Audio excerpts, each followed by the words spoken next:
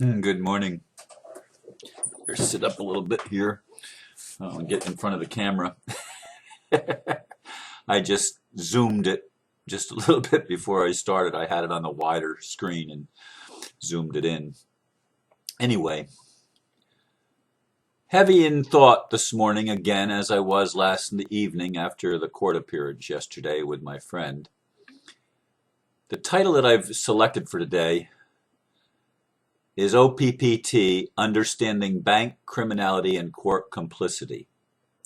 And I put OPPT in the title because I've noticed if I don't put OPPT in the title, not as many people watch it. And even the ones that don't have OPPT in the title are important to watch because it's education, folks.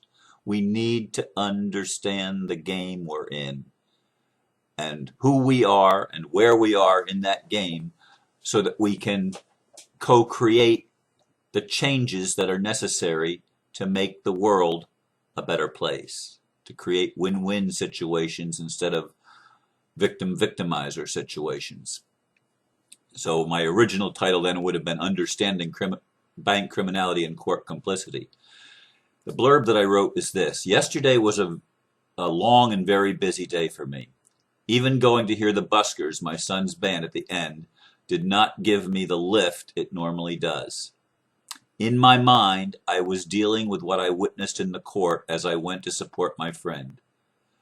She was not able to defend her paperwork in the hearing to strike her affirmative defenses. The lady judge granted the order to strike, except for one defense, that of standing. She told my friend that whoever had helped her prepare her paperwork, it was legally deficient as the bank's attorney claimed. She even called it frivolous and warned my friend that if she presented any more frivolous paperwork, she would be barred from filing in that court. She also denied my friend a trial by jury.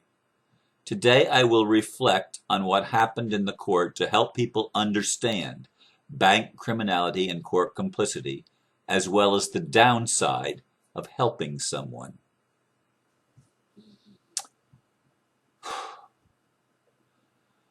When I arrived at let me back up even before that. I didn't know I was going to be able to help my friend prepare anything for the thing because I was working on my own paperwork and figuring out how to apply the OPPT courtesy notice to my particular case, and doing a lot of interior or internal work of, am I ready to do this? Because being ready to do something, having a good idea and being ready to support that idea are not the same thing. And I saw that very clearly in the court proceedings yesterday because my friend was unable to defend her own paperwork. And it was obvious, and I'm not faulting her.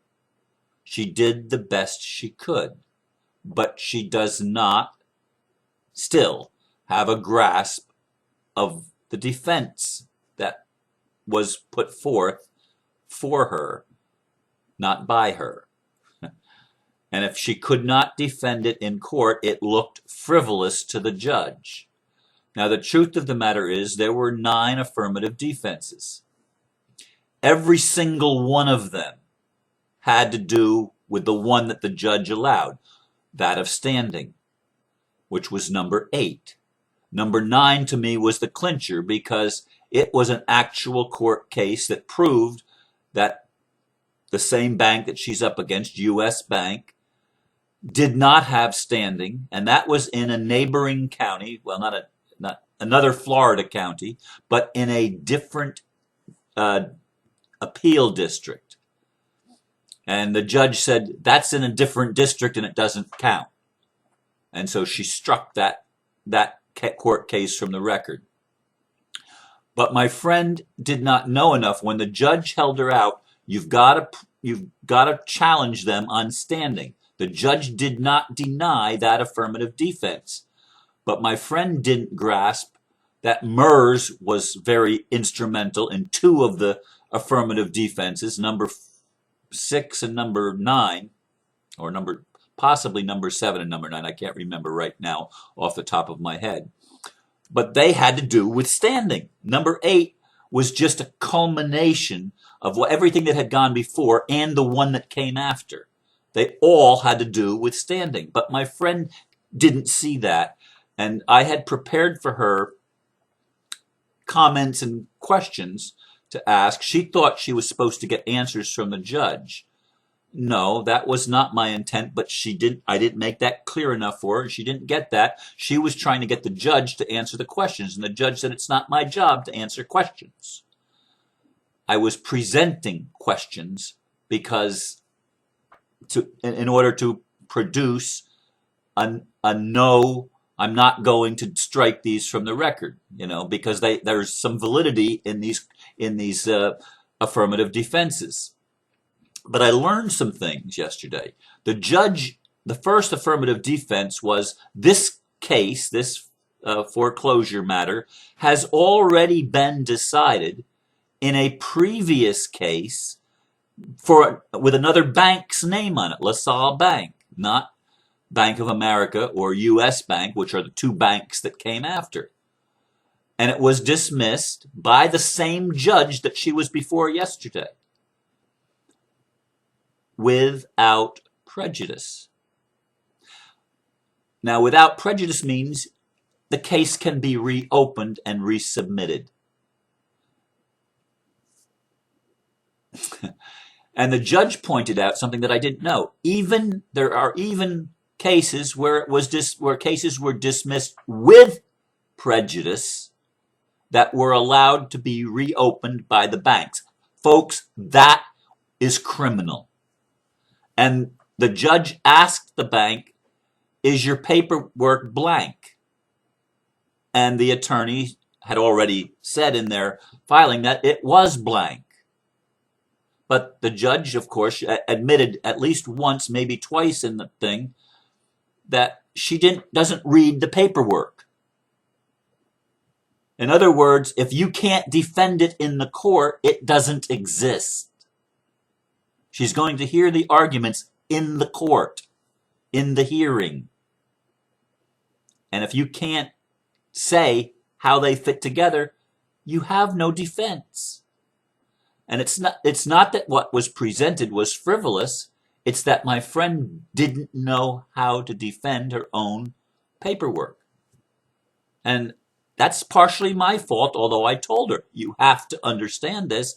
I told her, you have to read these things that I'm giving you to read so that you have an understanding.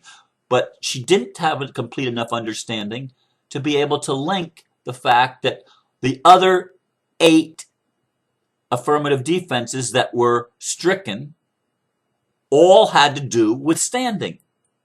The one that wasn't stricken.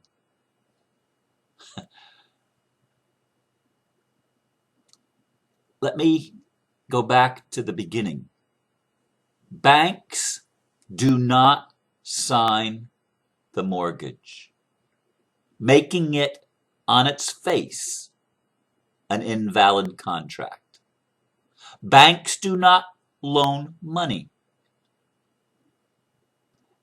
Banks do not risk anything in the procedure known as a mortgage, or for that matter, any kind of a commercial loan. They risk nothing because they have nothing to give. They put nothing out. And you need to understand that.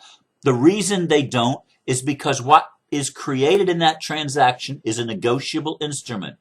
The one who creates the value is the person signing the mortgage or taking out the loan.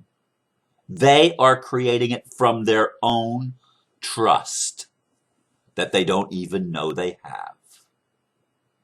And the bank gets the money up front from the individual's trust. Basically, what it is, it's all a con game. It's all a criminal conspiracy to take money, to take value from the individual who thinks they are broke, who thinks they are penniless, who thinks they need money for something. And so the illusion is created that we have the money and we're going to give it to you. What they don't tell you is that you have the money and you don't know how to access it because you don't know who you are and you don't understand the system and how the game is played. And none of us understand it completely. Many of us have little pieces of the puzzle, but nobody understands it completely. But the bank doesn't sign that because they didn't loan you anything. That's pure and simple. It's not even a contract. It's not even a contract. But my friend didn't know how to do that, even though that was some of the questions I wanted. Show the signature and a blank thing, and the fact that it was MERS. Understand that the FDIC in the United States, the Federal Deposit Insurance Corporation, is insurance against bad loans. So that if a loan goes bad, the procedure is that the FDIC pays the bank 80% of the face value of the loan. They've now recovered their money 80%, assuming nothing had ever been paid on the mortgage, which is usually not the case, by the way. The second thing is the banks received a bailout to the tune of, what was it,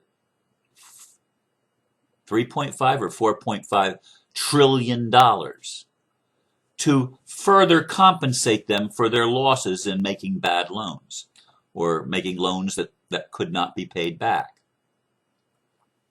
And on top of that, the loans were bundled into package and securitized, making them a different type of instrument.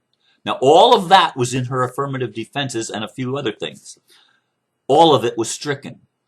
And there was a case in federal court, federal bankruptcy court, specifically that said documents that show MERS as the owner, the bank that's trying to claim foreclosure doesn't have standing because MERS has no standing to foreclose. MERS cannot own property. Truthfully, neither can banks.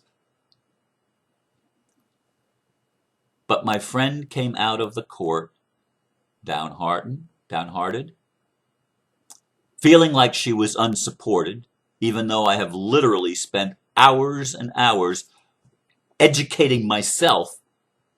Certainly, I got benefit out of it, but did she? Maybe not at all. Maybe not at all. When the attorney for the bank first made the motion to strike before the hearing, I prepared 37 pages of paperwork, 37 pages citing cases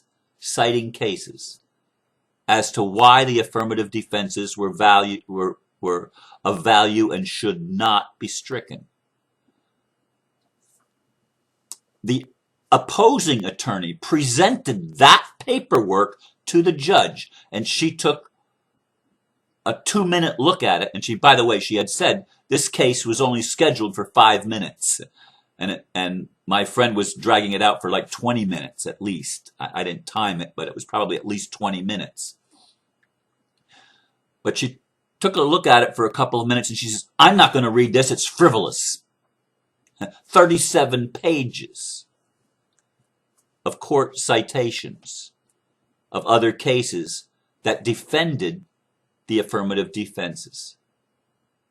But my friend wasn't even able to link the MERS issue. I kept thinking, talk about MERS, because 2 specific cases with U.S. Bank were cited in her affirmative defenses that dealt exactly with the situation that she was in. Exactly. U.S. Bank, with paperwork that said MERS was the owner, and 2 different courts specifically cited, dismissed it because of that. And the federal judge said, in the future, no bank can foreclose that has MERS as listed as the owner of the property. Now, various states and various districts have come up with new rules, and that's the one thing that got me too. She said, this is another district, this isn't our district. We have different rules in this district than that district. This is part of the court complicity in supporting the bank criminality. They make up their own rules as they go along, and they negate and strike everything that would make them lose their game and lose their place in line. Now, before we had even gone to the hearing, I had suggested to her filing the courtesy notice and talk to her about the One People's Public Trust. She didn't want to do that. And I said, well, we can do it after the hearing if it doesn't go in your favor. She still doesn't want to do that. She has no confidence in the One People's Public Trust because she said they will ignore it. And if you can't defend it, they may very well ignore it. I don't know what the federal court's going to do to respond to my courtesy notices, the 14 of them. And I know I only named 13 in the video a couple or 3 days ago, whatever it was, because I didn't name that I had also served the sheriff. So that he would understand his position in this. So he was the 14th one, because somebody said that I only named 13, and that's true. I only named 13 in that video. I don't know how they're going to respond.